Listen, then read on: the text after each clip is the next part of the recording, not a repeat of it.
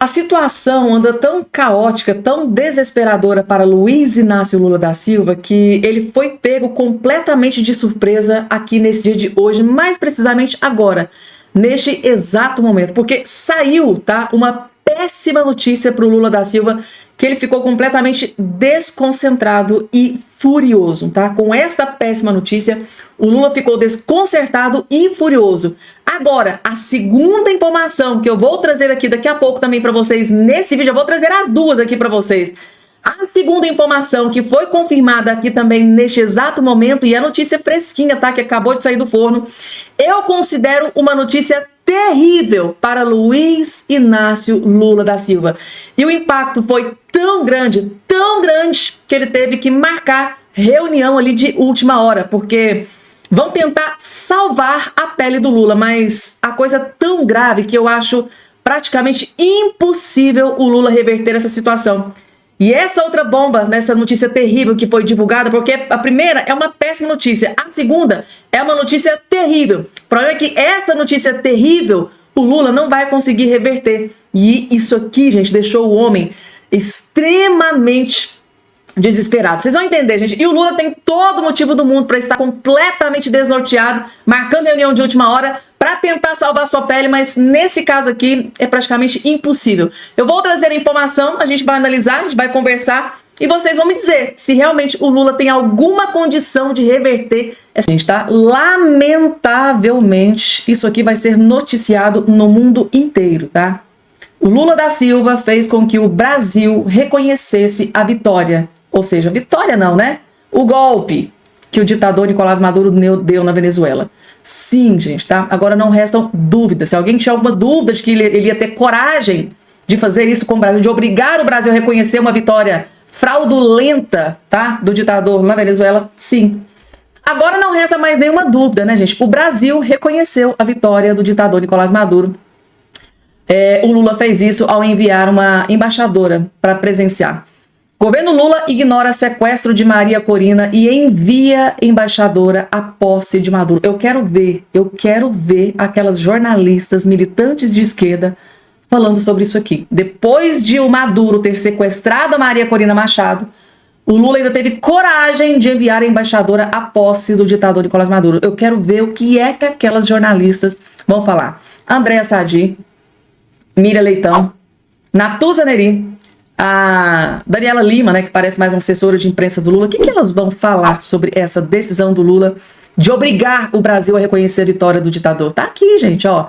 Governo Lula confirmou a presença da embaixadora brasileira na Venezuela, Gilvânia Oliveira, na posse do ditador Maduro na presidência da Venezuela.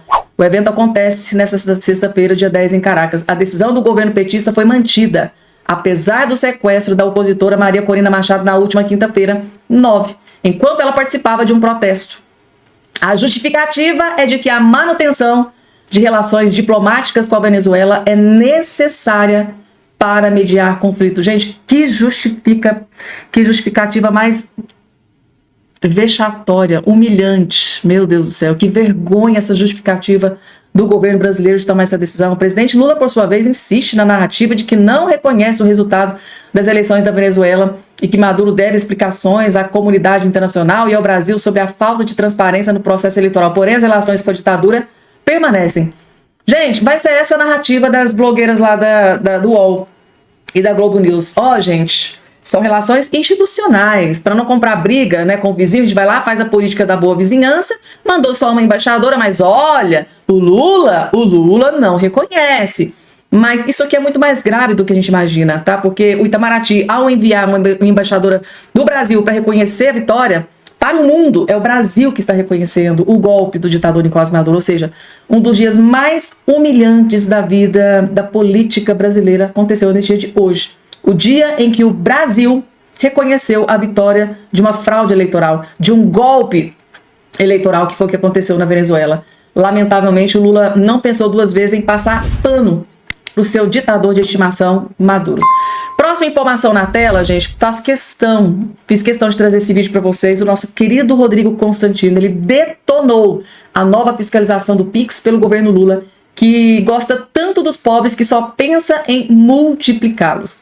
Para empreiteiros, né, companheiros, bilhões. Para o povo que gira 5 mil por mês, vamos meter a lupa e mais impostos, gente, tá? Aqui o Rodrigo Constantino teve acesso aqui a uma informação com exclusividade e vai revelar para você que está do outro lado me assistindo. A bomba é muito maior do que a gente imaginava. A bomba é muito maior do que essa que o governo está divulgando. Vocês vão entender, assistam. Aquilo tem uma verdadeira tara por mais arrecadação e controle, porque nós não podemos deixar de fora esse aspecto da medida, né?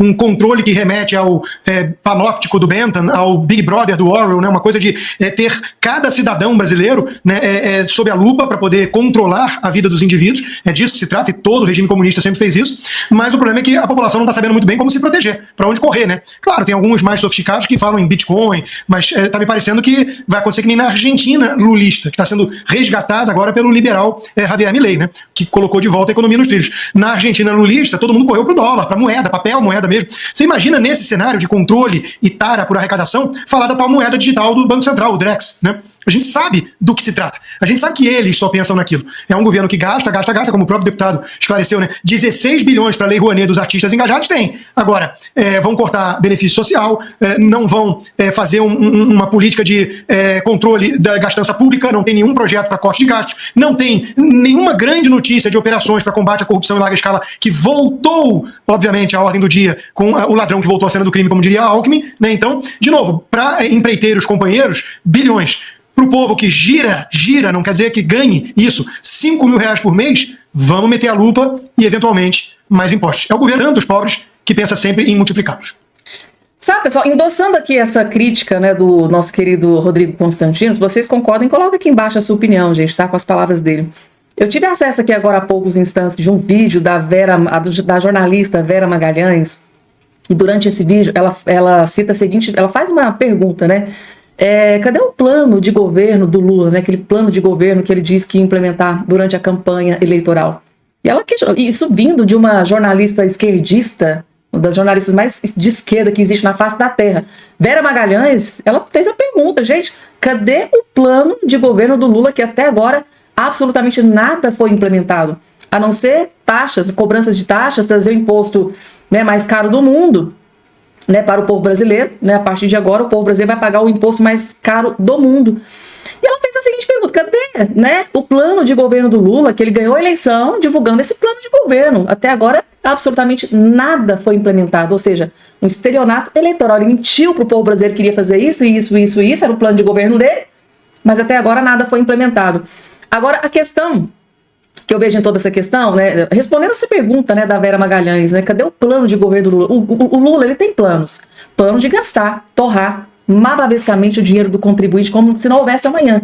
Dá uma vida de luxo para Dona Esbanja, tudo do bom e do melhor, vida luxuosa, viagens de primeira classe, hotéis mais luxuosos, comida sempre de primeira, champanhe, tem que ser espumante premiado, assim, tudo isso, gente, tá? Regado, pago com dinheiro do tão suado contribuinte.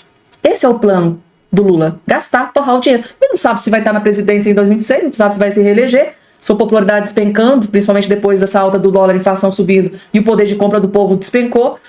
Esse é o plano de governo do Lula. Gastar o dinheiro do povo brasileiro e ferrar com a vida do povo brasileiro, que é o que ele está fazendo, implementando essa fiscalização através da Receita Federal nas transações bancárias, né, da população brasileira. Se o Lula está fazendo isso, mas o Haddad, gente, é porque tem algo para acontecer. E eu tenho certeza que logo, logo vai ser revelado. Próxima informação aqui na tela, vejam só quem decidiu aparecer. O papagaio de pirata, sabe? Aquele que tá ali, aparece, mas não serve para absolutamente nada. Papagaio de pirata, né? O vice-presidente. E ele, ó, lamentável, declara Alckmin sobre terceiro mandato de Maduro na Venezuela. Ou seja, né, o contraste, né, do Lula da Silva, que decidiu passar a mão na cabeça, né, do ditador de estimação Nicolás Maduro, contrariando, né, o líder, o chefe mor, Lula da Silva, o Geraldo Alckmin deu seu posicionamento contrário. Mas foi ele que disse, né, que o Lula ia voltar à cena do crime, né? O Lula quer voltar à cena do crime. Pois bem, né? Tá aí. É vice de Lula que tá aí reconhecendo a ditadura, reconhecendo o golpe que foi dado na Venezuela pelo seu amigo histórico político, ditador da Venezuela, Nicolás Maduro. E agora, gente, eu queria só passar rapidamente pra gente entender, tá? Esse teatrinho que está acontecendo. Isso aqui, gente, é tudo um teatro. Tipo assim, vocês vão ver os militantes esquerdos dizendo, não, o Lula não reconhece. O Geraldo Alckmin é contra, o Lula também é contra. Só quem é a favor, agora a culpa eles vão jogar só na embaixadora, lá que compareceu à posse do Trump. Eles vão ser covardes a ponto de fazer isso, não duvidem. E o cerco está se fechando pro lado do ditador Nicolás Maduro, gente, tá? Agora os países se uniram contra o ditador da Venezuela. Países ampliam sanções contra a Venezuela após posse de Maduro, gente. O cerco está se fechando, conflito internacional, só que agora não é só Estados Unidos e Venezuela. Outros países também endossaram essa questão contra o golpe na Venezuela. Horas após a posse de Nicolás Maduro para seu terceiro mandato, a comunidade internacional reagiu e aplicou novas sanções contra autoridades da Venezuela. A cerimônia que concretizou a polêmica vitória do líder chavista, acusado de fraude eleitoral, aconteceu nesta sexta-feira. Até o momento, os governos dos Estados Unidos e Canadá, além da União Europeia, anunciaram, ou seja, são vários países, tá? A União Europeia anunciaram novas punições contra autoridades da Venezuela. Os nomes alvos das sanções têm ligações com o governo chavista e vão desde ministros a autoridades policiais e militares. Com a nova rodada de sanções que visam figuras ligadas ao atual governo, a comunidade internacional aumenta seus esforços na pressão contra o ditador Maduro e do apoio a Edmundo González. O ex-diplomata, que disputou as eleições no último ano, é procurado pela justiça venezuelana, comandada pelo chavismo, comandada por Maduro. Ele prometeu retornar à Venezuela para assumir a presidência do país na posse desta sexta-feira, mas seu paradeiro segue desconhecido. Eleição provocou nova crise no país. Nicolás Maduro, no poder há 12 anos, disputou as eleições presidenciais na Venezuela no último ano contra Edmundo González. O pleito foi marcado por incertezas e seu resultado não foi reconhecido por grande parte da comunidade internacional. A principal queixa, estados que comprovam, né? Ele nunca conseguiu comprovar. Ou seja, gente, a chapa está esquentando para o lado do ditador Nicolás Maduro. Não é só os Estados Unidos, né, que está cercando, fazendo cerco contra o ditador. Agora, Canadá e União Europeia anunciaram várias, não foram uma nem duas, gente, várias punições. Ao todo ali, cerca de 2 mil cidadãos dentro da Venezuela vão sofrer essas várias sanções por parte dos Estados Unidos, Canadá e União Europeia, gente, tá? São isso é a união de vários países contra a ditadura, né, de Nicolás Maduro na Venezuela, gente, tá? E, de cara, deixa eu trazer aqui o nosso queridíssimo Alexandre Garcia, gente, tá? Que simplesmente detonou, destroçou, sem dó e nem piedade, a soberba, a arrogância do Lula da Silva. E o que ele revelou aqui nesse vídeo, gente, é simplesmente bombástico e estarrecedor, gente, tá? Vocês vão ter acesso, assistam. Hoje é um triste dia para o mundo, para a América Latina e para o Brasil. Mais uma ditadura permanece e se consolida sob a força das armas na Venezuela. Armas de milicianos, armas distribuídas, compradas com o imposto do povo venezuelano e distribuídas pelos integrantes do governo de Maduro, para aqueles que quiserem apoiá-lo e intimidar o povo venezuelano, que em sua maioria, de 67%, votou para tirar Maduro e botar no seu lugar o embaixador Edmundo González, que foi chamado esta semana pelo presidente dos Estados Unidos, Joe Biden, de presidente eleito da Venezuela. Os Estados Unidos sabem disso. O resultado foi 67-30, em 83,5% das urnas. As outras houve interrupção quando Maduro soube que estava perdendo feio. Ele fez um compromisso de que o Brasil participou em Barbados, que é a sede da comunidade dos países latino-americanos e caribenhos, de fazer eleições limpas, e não cumpriu o compromisso. Itamaraty cobrou isso, mas não adiantou nada, não tem nenhuma outra ação do governo brasileiro. Lula, quarta-feira, fez um discurso pró-democracia, e na sexta, no momento em que eu estou gravando, eu não sei se ele acabou tendo o bom senso de não mandar representante para posse ou não. Está marcado que a embaixadora do Brasil na Venezuela iria representar o governo brasileiro e, com isso, atestar a posse ilegal de um ditador. O presidente da Colômbia, que é o vizinho a oeste, o país que mais recebe refugiados venezuelanos, que é de esquerda, Gustavo Petro, declarou que não iria, pela desobediência a direitos civis, os ataques, as prisões. Maria Corina Machado, presa, atacada a tiros, depois de um comício de protesto. e dizem que foi liberada, não sei, ela foi obrigada a fazer declarações gravadas lá pela milícia. Foi preso um dos candidatos à eleição presidencial de um partido de centro. Foi preso um progressista, como chamou o presidente Petro, defensor dos direitos humanos. A Human Rights Watch denunciou para o mundo inteiro esses atentados. E lá eu ouvi, falando numa língua que não é nem espanhol nem português, eu não sei o que era aquilo, uma representante do Partido dos Trabalhadores elogiando o ato, Mônica Valente, elogiando o ato, ato de soberania, de posse, democracia, liberdade, etc. Né? Essas frases feitas que não têm nenhum significado. Tal como aquelas que, defendendo democracia, no cumprimento do dever de defender a Constituição, juramentado, autoridades fizeram discursos na quarta-feira falando nisso, mas cometendo a hipocrisia, porque usando meios que não são o devido processo legal para proteger a democracia.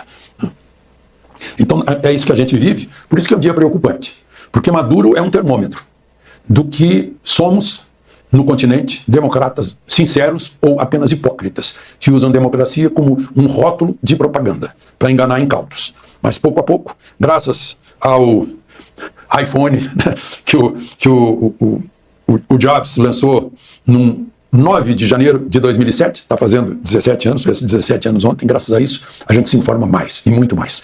Por isso, contra a informação, contra a liberdade de expressão e a favor da censura, se mobilizam muitas forças aqui no Brasil, né? Forças das sombras, da escuridão. É terrível. É um dia preocupante. De Brasília, Alexandre Garcia.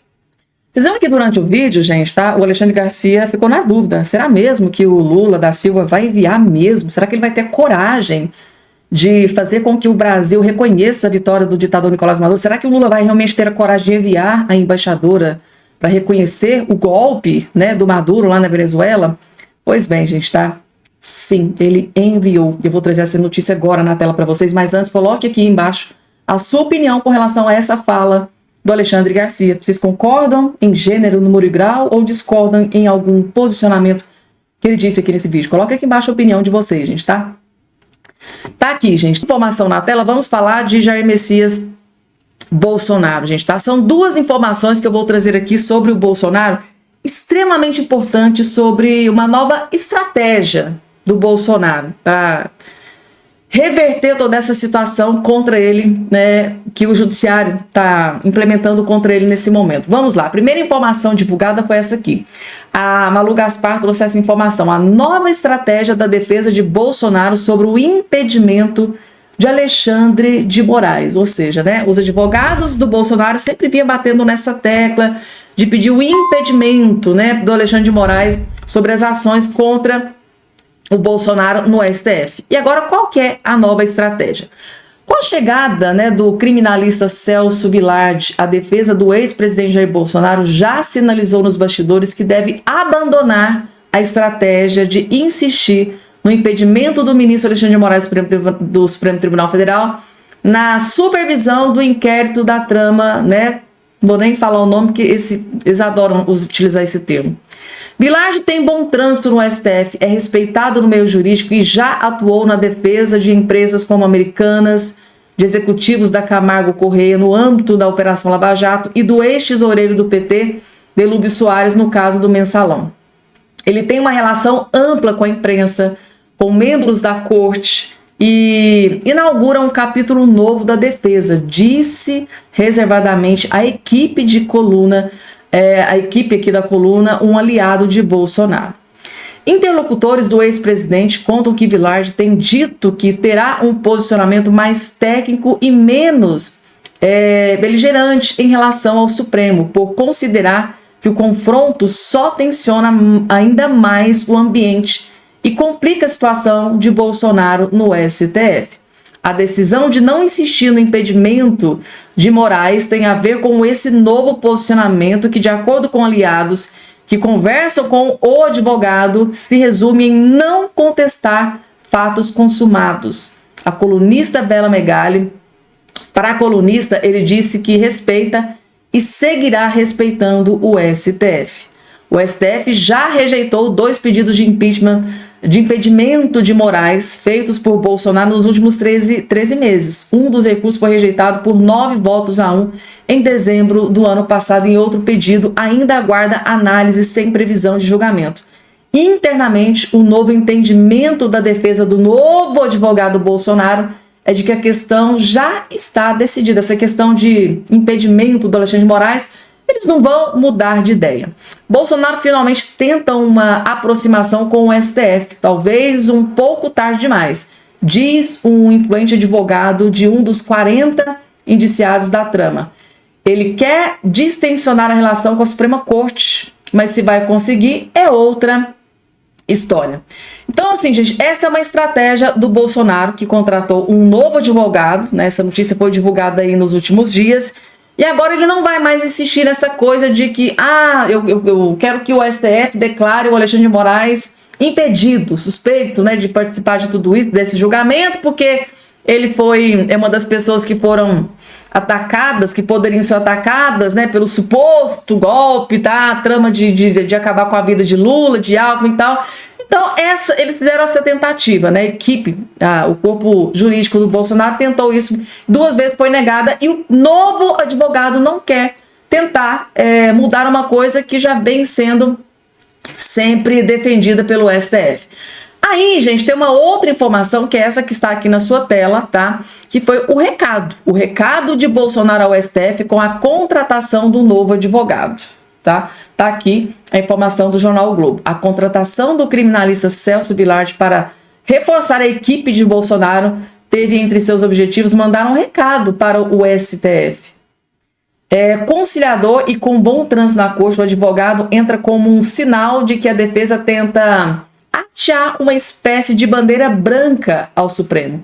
A leitura entre aliados e auxiliares de Bolsonaro é que, com a provável denúncia do ex-presidente pela Procuradoria-Geral da República nos próximos meses e com seu julgamento na primeira turma do Supremo, é preciso mudar de estratégia e adotar um tom de menos embate e mais diálogo com a corte. O primeiro sinal do novo rumo foi revelado pela colunista Malu Gaspar, informando que a defesa do ex-presidente deve parar de insistir nos pedidos de impedimento para o ministro Moraes, tá? Para que ele pare de atuar nos casos que envolvam o capitão. O STF rejeitou 2 pedidos de impedimento e Moraes realizados nos últimos 13 meses. Então, esta é a nova estratégia. O que é que aconteceu? A equipe Bolsonaro contratou um novo advogado muito conhecido, tem amplas amizades dentro do STF, anda muito bem ali dentro do STF, ao contrário de outros advogados que nem são recebidos na grande maioria das vezes. Então ele tem fácil acesso a ministros do STF, inclusive o próprio decano Gilmar Mendes já elogiou esse advogado do Bolsonaro. E agora o Bolsonaro está dizendo o seguinte: gente, eu estou aqui achando a minha bandeira branca, tá? Eu quero que tudo fique na paz, não vou mais pedir impedimento do Alexandre de Moraes. E assim, gente, é uma jogada que pode ser uma tacada de mestre, sim, no meu ponto de vista, em se tratando exatamente desse novo advogado, tem chances de dar certo, sim, porém a gente tem que analisar que Alexandre de Moraes tá ali no escopo, vai fazer parte da primeira turma, que normalmente essa primeira turma desses ministros são muito alinhados com o Alexandre de Moraes. Ou seja, esse novo advogado vai ter uma difícil tarefa de mudar o posicionamento, a opinião do Alexandre de Moraes. Se ele mudar o posicionamento, a opinião do Alexandre de Moraes, o Alexandre de Moraes pode influenciar nos outros votos da primeira turma, gente, que é o caso onde vai ser julgada ali essa ação do Jair Messias Bolsonaro. Então, assim, gente, o Bolsonaro tinha que fazer alguma coisa? Lógico que sim, né, gente? Ele não ia se dar por vencido, né, assim, tão rápido, tão fácil. Ele tá usando tudo o que tá ao seu alcance para conseguir reverter toda essa situação. O PGR logo vai dar um parecer contrário, né, ou a favor do Bolsonaro. Existe uma grande expectativa de que ele vá, sim, denunciar e enviar isso ao STF, e a expectativa agora, a tábua de salvação do Bolsonaro é esse novo advogado, que no meu ponto de vista foi uma jogada de mestre, sim, porque ele tem um bom relacionamento com os ministros dentro do STF. Ele não é aquele advogado de embate, de peitar, de confrontar. Ele é aquele advogado de chegar, conversar, vamos resolver da melhor forma possível. Então ele tem esse tom conciliador.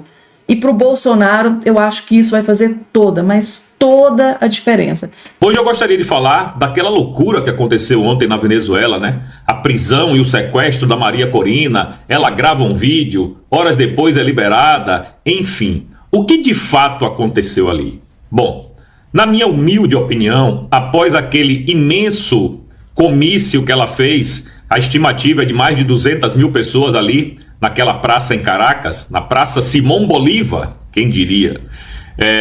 Ela aí terminou a sua explanação, pegou a sua moto, estava indo para casa ou para algum lugar desconhecido, porque na verdade ninguém sabe aonde ela estava. Ela ficou alguns meses aí em Colha, né? E quando ela estava se dirigindo para algum local, ela foi interceptada brutalmente. A gente viu essas imagens, isso é verdade. Um bocado de policial fortemente armado cercou a moto e as outras motocicletas que estavam acompanhando ela, retirou ela à força da motocicleta e a levaram. Ninguém sabe para onde, ninguém sabe o motivo, mas evidentemente que era para intimidá-la. Horas depois ela foi solta. Mas que coincidência, né? Ela foi solta depois de vários líderes mundiais terem se pronunciado, depois da Maria Elvira Salazar, aquela deputada que não gosta muito de um certo ministro brasileiro, que mostrou a foto do ministro lá na Câmara dos Deputados dos Estados Unidos, essa mesma ameaçar o Maduro de retaliações mais duras assim que Donald Trump assumisse o poder. Aí, milagrosamente, a Maria Corina foi solta. Bom, a gente sabe que quem tem medo. E evidentemente que o Maduro percebeu que não seria uma boa ideia ter aquela senhora sob a sua custódia, porque isso poderia lhe custar caro demais.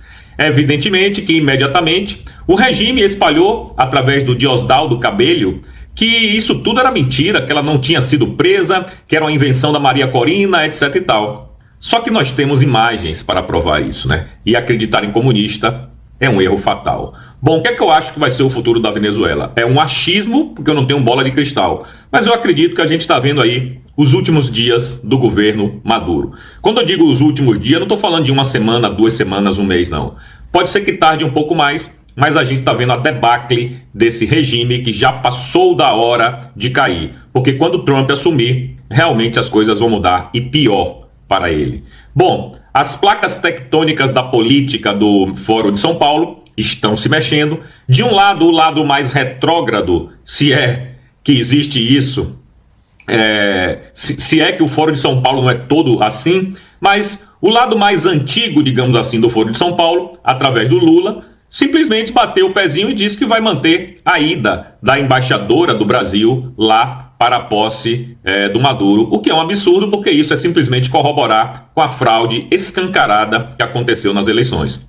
Por outro lado, o Boric, que é o presidente do Chile, simplesmente cortou relações diplomáticas com a Venezuela, fez um duro e contundente discurso ontem contra o Maduro, botando as coisas do jeito que elas são. A ditadura é uma Venezuela e o que ele cometeu ontem é um crime de sequestro. Ponto. E como é que eu vejo o futuro do Foro de São Paulo? Exatamente assim. Lula já tem 80 anos, daqui a pouco bate as botas, morre e não fez o sucessor. O Pepe Mujica já está com câncer, já é carta fora do baralho, já está aí nos seus últimos dias, coitado.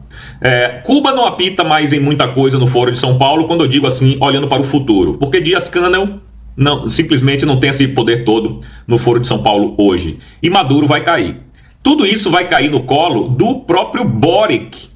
Ele será o grande líder das esquerdas na América Latina. Você pode ter certeza do que eu estou te falando. Ele está construindo direitinho esse caminho para ele, aonde ele se bota contra os ditadores sanguinolentos, mas ao mesmo tempo não abandona as ideias socialistas e comunistas e wokeistas e globalistas que podem pavimentar esse futuro dele na liderança do Foro de São Paulo. De qualquer jeito, eu espero que esse regime de Maduro caia o mais rápido possível, porque a Venezuela já sofreu demais. A Venezuela é um dos países mais ricos do continente e, ao mesmo tempo, mais pobre, graças a, evidentemente, a ditadura comunista.